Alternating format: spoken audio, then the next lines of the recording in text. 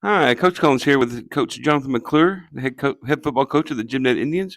How's it going, Coach? Doing well. How are you, sir? Good.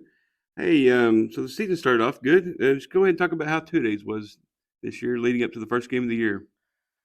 It's hard to call them two-a-days anymore. With all the new regulations with UIL and everything, we've kind of moved to the terminology of fall camp. But we brought back a lot of returners from last year's team, and so thought installs and everything went really smooth this year. Just already kind of having a base with the terminology offensively and defensively, we didn't have to start from scratch. So thought we moved in a positive direction pretty quickly. So, off of last year's team, you went 9-4. You had a lot of returners coming back. But so, how did you feel some of the holes?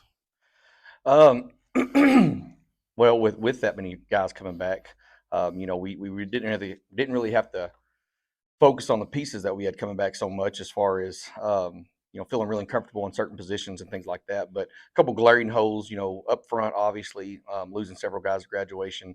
We had some guys that served as backup roles last year, or even filled in during some injury time. With Brady Wallace came in at the end of the year, kind of when Goose got hurt, things like that. So we had a couple guys there, and then we had a few other guys that were kind of vying for some of those other positions.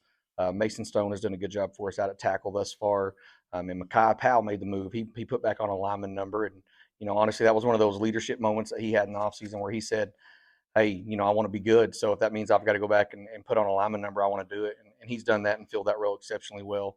And then you add in, we've got a sophomore that we've pulled up to kind of help out with the injury to Caden and everything. We have Ty Holguin up. So up front, that's kind of how we've approached that one. And then at the quarterback position, obviously Cash, served in that backup role last year, played in some big moments in some games defensively, didn't get a lot of snaps offensively, but he's not new to Friday night. So I think that helped him, be able to take that role early on. Okay, so the week 1 win gets us cut off 42-21 this past Friday. What do you think were some key factors that led to that win? Man, so I obviously had some success early offensively and special teams wise. That's huge, setting you up with some short fields. Obviously, getting a score on special teams definitely helps. What was uncharacteristic was kind of giving up some big plays defensively.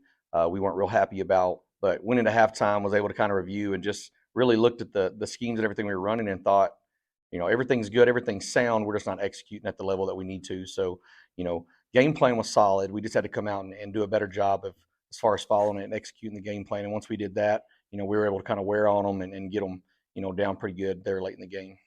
You have your usual suspects. So, was there anyone that was surprisingly that stepped up for y'all? um, excuse me. Well, obviously, I mean, Cash had an outstanding game as far as throwing the ball in the air. So his first actual start, he'd done some of that in the scrimmage and things like that. But I would also highlight Case Cumby on the defensive side. He did, you know, have some calls and things, and we were asking a lot of him with the injury to Stone Chase and everything that we were asking him to do on the back end. But he played extremely well, fitting, from the safety spot coming down and making some good run fits and things like that defensively. you know, Camden Lewis was able to step into that other safety spot, and he had some good fits as well, and doing some things there. And then you have all the guys that we kind of already had returning. But we had to get creative. So having a couple of guys out that we had a big part of the season last year due to injury and things like that, we had to kind of make some personnel changes and some other packages. And another guy I would highlight would be Nick Wright. We put together a joker package where he lines up kind of back in the safety position and plays a hybrid linebacker safety. And then just all the guys up front, man, they had a monumental task, playing defensive line against some of those big guys. That big tackle, I think, is rated as a 4-star prospect for Lubbock Estacado. So they had a long night, but they just kept, going in the game, kept playing hard. And we were able to, like I said, by the end of it, we had worn them down and had some success. Y'all did come out looking really good for week 1, but what would you like to build upon? What things you like to improve upon? Just execution of the game plan early on. Scoring 21 in the first half is great. Giving up 21 is not. So I would like to keep building on the special teams. I think that's an area in the game that we left a lot of meat on the bone last year, and I think we can put some pressure on our opponents by doing just what we did. Punt returns for touchdowns aren't always going to happen necessarily, but setting up good field position, being aggressive in special teams, and we didn't have the opportunity to do some of the things that we were wanting to do there. So I think that's a huge area, and just keep executing early on. I think up front this week, our O line has had a great week as far as cleaning up some of their things that gave us an issue last week. I apologize. and then just keep kind of excelling in the things that we always do. So, we've always got a physical run game. I thought we did a great job spreading the ball around, getting the ball into other guys' hands. That's going to open up that run game for us a little bit more. And then defensively, just playing with a lot of heart, a lot of passion, a lot of speed, getting after people, and making it hurt when we get there. All right, sounds good. Looking forward to this week. Trinity leadership. What stands out against them, and what is our biggest challenges against Trinity leadership? Man, so they have, I mean, it's kind of another Lubbock Estacado. They have athletes all over the field. Um, what's scary about them is not only do they have a couple guys in positions to make some big plays, is the broken play. So, I feel like our D line's going to get some pressure on them early, but the quarterback breaking the pocket and running and trying to contain him is something that we didn't have to deal with a lot against Lubbock last week. And then he has, a couple receivers that we've seen, lots of clips from their week 1 narrow loss to Eastern Hills where they went up in triple coverage and still made a catch. And like I said, just broken plays and the things that are out of system for us as far as all that kind of stuff. We got to be great tacklers in the open field and make sure we get them down and create a couple turnovers. Offensively, just stay on schedule. If we can do that, don't let some of their line movements and things that they're going to do pose a problem for us, and just stay on schedule. I think we'll be fine. But just want to start fast and put some pressure on them early. Without giving anything away, is there any certain matchups you feel really good about? Man, anytime the Indians line up on Friday night, I feel good about it. But no, not anything in particular. We feel like we've got a solid crew all the way around. Again, feel like we got weapons all over the field offensively. The guys are putting out their special teams, and then defensively, once that group starts gelling a little bit better together, I think they have the ability to be a very elite unit in the state of Texas. Y'all were pretty balanced on your stats, running pass. Are you looking for more balance of like actual run versus pass plays or yardage or? Not necessarily. It's more about just taking what the defense has kind of given up. So, last year we were able late in that game against Lubbock, we found some success on the ground, and they really did a lot of things to take that away from us. They got in a bare front. They were loading the box, had 6, 7 guys in the box, and when they do that, we have to be able to open it up in the pass game and get the ball to some of our playmakers on the outside.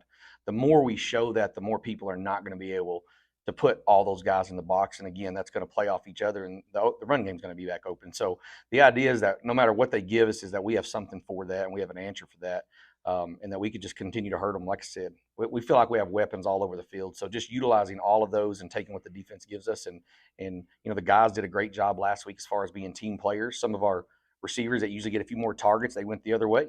And went to the other side of the field or something like that. But everybody was happy for each other. They just wanted to win the ball game. And so, if Ellis gets 30 carries and rushes for 270 yards, that's awesome. But if he gets 20 carries and he rushes for 150 yards, and then we have a couple scores through the air, as long as we're getting the W at the end of the day, that's what we're looking for. All right, you had some big games coming up. How do you keep this team focused on the task at hand, 1 week at a time? Man, that's the $1 million question right there. So far, that has not been much of an issue.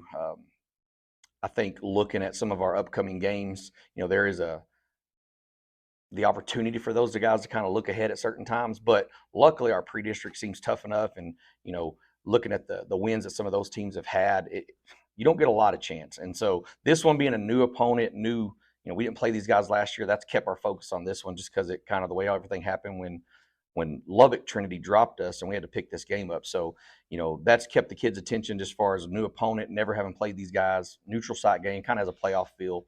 And then you just kind of go down the line working towards district. And you got, in some polls, they have a #1 ranked Wall team coming up next week. It's going to play right here at home. It's always a good game between us. And then you got Jacksboro, who's been very competitive the last couple of years. Holidays ranked in the top 10. And then, we get the bye week and we open up with a Comanche team that we lost to in overtime last year. So I don't believe that is going to be an issue, but we just got to keep reminding them that, we got to go 1-0 each week and keep the main thing each week. And if we can do that, I think we'll be okay. Well, it was good talking to you, Coach McClure, and good luck this Friday.